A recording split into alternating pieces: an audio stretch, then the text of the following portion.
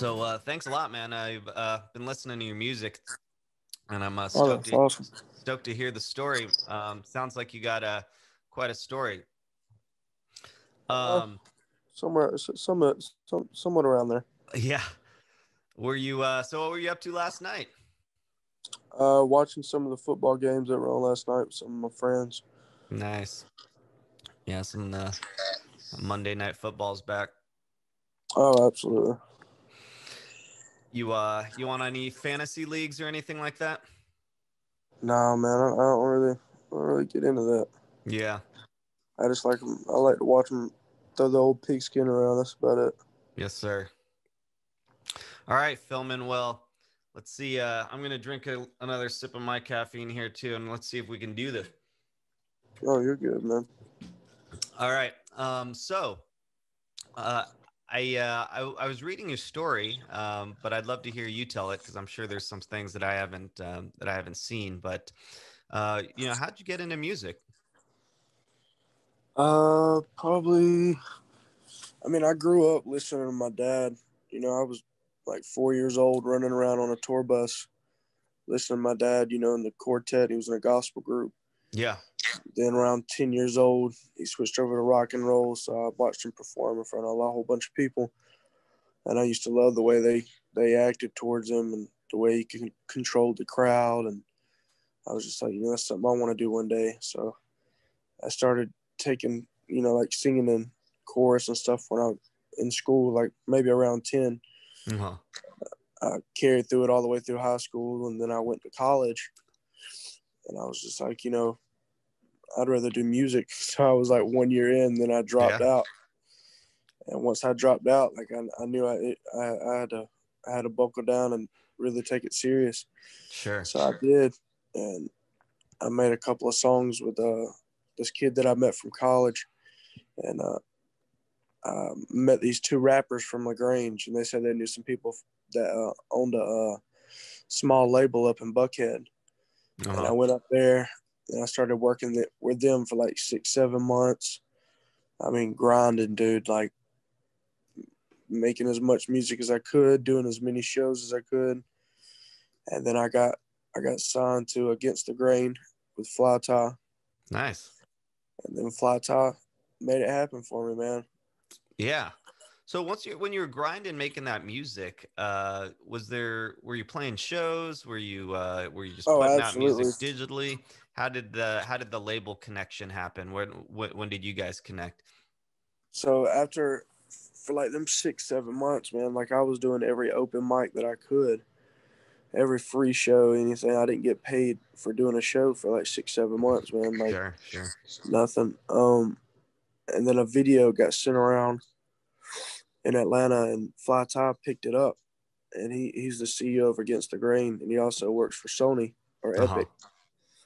And I met up with him, and we started working. And within a week, he got in touch with Ezekiel Lewis and Sylvia Rowan and showed them who I was. And they had me on an airplane touching down in Cali for the first time, and I got to go to the Sony building, and I met up with them, fell in love with them, loved the atmosphere, awesome people, and they made it happen for me. Nice. Yeah, I think with certain artists, they may have to take another route, but I think for people who listen to you, you got one of those voices that I feel like that catches people's ears, and they're like, "Oh, this is some this is some really good soulful stuff." So I so growing up, you start taking singing lessons, and was growing up, was there a particular artist or a genre that you were attracted to, that you were particularly interested in? When I was around 10, my dad showed me a lot of rock and roll groups like Mm-hmm. Aerosmith, Leonard Skinner, Uh-huh. like the classics, AC/DC, and Yeah. I used to sit in my room trying to sing just like them. And then he introduced me to like Motown and stuff like that. So I started listening to Motown. Yeah. Fell in love with like the Young Michael and stuff like that. Sure. Yeah, I hear both of that in your voice, because you got a voice definitely that works for rock and roll, but you got a lot of soul in your voice. So you got a really cool voice. So what was your dad? What kind of singer was he? Because you said that he sang, and you would kind of were you touring with him? Were you Yeah, like when I was around 4 or 5 years old, I mean, I was running around on a tour bus when he was in a gospel group, a okay. quartet. And then he switched over and went to rock and roll when I was about 10, and I followed him everywhere, man. I was about at every show I could possibly go to. Okay, so that's interesting because you hear the Motown, but yeah, definitely hear the gospel too. So I know that you were in your bio. It says you're a big fan of Elvis Presley. Yeah. What kind of influence did Got that him have on early skin, on? man. Can you see that? Let's see. Yeah. Oh, there he is. There's the king. Yeah, right there, man. Yeah, that's a testament to your fandom right there. Oh, yeah, for sure. So it says when you were 12, you had a little room with a computer on it, and you would just blast Aerosmith. Oh yeah, dude, that's true. That's like one of the first songs I took like really serious to learning. Was "Dream On" by Aerosmith. And I mean Aerosmith. Steven Tyler's got a crazy voice. So it says you were singing along. And that's kind of one of the times you realized, hey, I got a voice. So you were 12 years old and you were hitting these Steven Tyler notes. Yeah, I was hitting the Steven Tyler notes, and I was like, maybe I should sing this for my dad, because my dad always gave me like the real rundown, and like if it was good or not. Right. And when he heard it, he was like, hey, you got a voice, kid. Like, he started taking it serious. So I got in the chorus. I did whatever I could to stay around singing. Right. Your dad's still touring around doing his thing? No, man, I'm sure he'll start back up again. I think he wants to get back into gospel, but right now he's just taking a break. He's done it for so long. Sure. You thinking of collabing with the dad at any point? Maybe bringing him on stage at one of the shows? I think it'd be a cool idea. See what he thinks about it. See if he's down. Yeah. We got to get back to live shows first, though. I know, totally. So you were, you drop out of college essentially, and then you kind of realize, hey man, it's sink or swim, and then you start, you got to throw yourself in the fire there, and then you start just playing open mics. Someone, the right person catches a video of you, and then you're flown to California to Sony, you said, or was it? You said it was Universal. Yeah.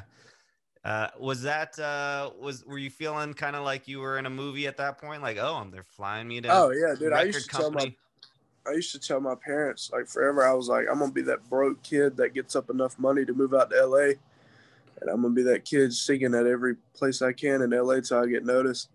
I was saying that when I was like 13. Like, I've always wanted to go to LA. And the first time I ever touched down, it was crazy because I was going straight to a major label. Yeah. Hell of a way to make an entrance. Oh yeah, for sure. It was crazy. So are you back home now? Are you still in Los Angeles? Where are you based out of now? I live in Atlanta now. I live in the Buckhead area around in there, like in Atlanta. Got my first place by myself, trying to do the big adult things. Yep. Got the big boy pants on. Yeah. So I know that before then, or maybe even before, was this before you got flown out? I know you were I was reading you were just living on an air mattress and at the corner of the living room of that label executive apartment. Are you still living in the apartment, or you got your own place now in Atlanta? No, so before I got signed, I wasn't living at Fly Tie's house. The guy that owned the smaller label that I was working with before I met Fly Tie, I was staying at his house in Decatur. And his like, the room you're not supposed to touch, but it's got all the nice furniture in it. It's kind of like one of those rooms. Right. The living room, I was sleeping in the corner over there. Yeah. And then, sorry. Um, after I met up with Fly Tie and made my dreams come true, I was fortunate enough to get my own place. So I have my own place now. Nice. Yeah. Got the bachelor pad in full effect. Oh, for sure. So and are you still under are you on Epic Records now? Because I know you had your debut songs Memories and Sunflower, which are great, by the way. Thank you so much. Is that how once you got on those labels, you put those tracks out? Were those already recorded, or did you then head into the studio with some producers? After I got signed, they started pairing me up with like good producers and some good songwriters that helped me out and stuff like that. And that's when I only had one song released before I got signed. Uh-huh. But after I got signed, they paired me up with some really talented people and stuck me in the right rooms, and I made the right songs, and they thought it was ready to go, so they released them. When you were doing open mics before this, were you performing cover songs, or were these songs that you had written, that you were writing along the way? No, those were when I was saying like the 6-7 months that I was doing all those shows. Yeah, I think like the first couple of weeks with that smaller label I was with, they paired me up with a producer and a writer, and I made those 3 songs, and I literally performed those 3 songs at every open mic for 6-7 months. Got it. So you had already done like some co-writing, so I guess you were already used to that. So was it more of the same when you stepped in to these co-writing sessions with some of the people the label connected you with, or was it? Well, it was definitely different. It was definitely different. Most of the people I worked with a couple of people before I got signed, and they were pretty talented, but when the label paired me up with some of these people that's wrote number ones, yeah, it's just like they had their formula down, and they just knew. Like, it was just crazy watching how talented some of these people are. Yeah, because you feel like every topic's been written about, or you feel like most of the melodies and all that, and then they just just seeing in their mind how it works. Like, it's just crazy. Yeah, it really is. I've been my girlfriend recently turned me on to Songland. Have you seen that show? Is that where like the people write for the big artists? Yeah, they have like two or three they got like 3 writers hosting, and then they'll bring in like a guest artist, and basically they'll bring in writers. So it's kind of like American Idol or something like that for songwriters. They'll kind of like they'll pitch a song, and then they'll have an artist like Usher. Like, they got these huge artists, and Usher will, along with each of the writers will write a song with one of those writers that they choose, and then Usher, or whoever the artist might be, will decide which writer they want to work with. As far as so it's pretty rad. It's a rad show for songwriters. I've seen like clips of it. I never got to watch like full episodes, but I thought that was really cool. Yeah, it's pretty crazy seeing how they just literally on the spot will just be like, oh, let's change this around, and it makes me wonder if they've actually heard the songs before, or if it is really them hearing it for the first time, and they really are just that quick on their feet. It's crazy. Well, the people I've had opportunities to work with, they're really talented people. So I think a lot of them really are that quick, which is the crazy part about it. So it's 2020. So as you were saying, kind of put a damper on some people's plans. So were you planning on touring this year? And what was the plan this year? I don't necessarily think touring as much. I think this year was really for exposure. Mm-hmm. Just get my name, my face out there, and letting people hear what I had to offer. Right. I definitely think, on the business standpoint, I was supposed to be traveling more and performing for certain groups of people in the industry, and it never had the opportunity to happen because of COVID. Right. But I think, I mean, I hope this thing don't last too much longer. So I'm ready to get out there and start doing what I love, man. You and everybody. Yeah. So what have you been then doing this year instead? Have you been writing more? Or have you been Yo, yeah, just yeah, yeah, kind yeah. of plotting the next moves? I mean, right, you're here with me, so you're doing, some press. You're doing interviews and stuff. So that's, thankfully Yes. Zoom allows us to do that. Oh, yeah. But besides, promotion and all that, what have you been up to? So this year, basically, I mean, really just grinding, man, making as Yeah, much music as I possibly can. So when I do, everything does open back up. There's a lot to choose from. I've shot 2 music videos. nice. I've released a couple of songs, but I've also been able to travel a little bit and go to like the Nashville, the writing groups and produce them with Big Loud, and then I go into LA and getting to produce with them as well. Like there's some people out in LA that I was working with, Yeah. and I do a lot of my work out of Atlanta. So Mhm. been working a lot in Atlanta. Yeah, that's cool. It's nice that you have some co-writers to work with, because I feel like 2020, it's a hard year to get inspired to write. So Oh yeah. what are without giving away too much, what are some of the things that you've found yourself writing about and co-writing? Um, I mean, I don't necessarily think like 2020 slowed my writing process down. It definitely sparked my imagination more. Yeah. So I use a lot of my imagination. Hmm. Maybe some love in there, Sure. um, maybe a little heartbreak in Uh-huh. there as well. Uh, Uh-huh. I think that inspired a lot as well.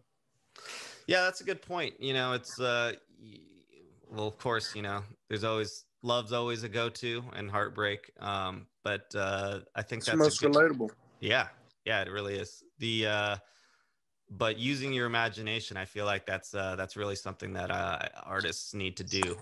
So, you might need to be writing about something that you have done in the past, or want to do in the future, but may not necessarily be doing at this moment. Yeah, yeah, for sure. So you got a new single out though, just recently. Do you want to tell us a little bit about that one? No Saving Me. So No Saving Me was about like a dark time I went through in college. Uh huh. Basically, when I mean, if you listen to the lyrics, it's basically like saying like, there's no saving me. You can't help me. There's no way you can. There's no way that this special someone can reach out their hand, and help me from the hole I put myself in. And when I got in the room and I was telling them about some of the stuff, like my personal experiences, it just kind of fell into like it fell into place, man. So, and then when we had the opportunity to get Lindsey Stirling on the record, I was blown away. I was so excited. Greg Thompson, uh, my manager, and I guess he knew him. He had like a friendship with him, a business relationship, and they made it happen for me, man. I thought it was crazy.